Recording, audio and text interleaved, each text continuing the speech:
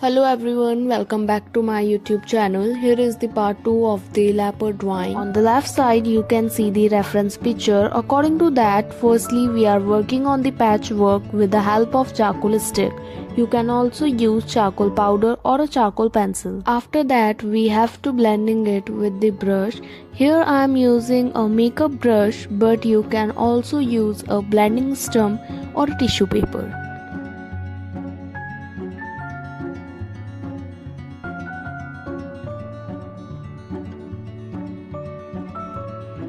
So for the fur texture, I am using an electric eraser and making it more whiter and realistic. For that, I am using white charcoal pencil.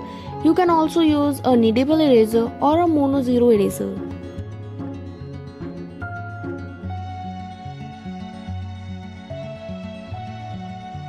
And similarly, we have to repeat this on the rest of the part.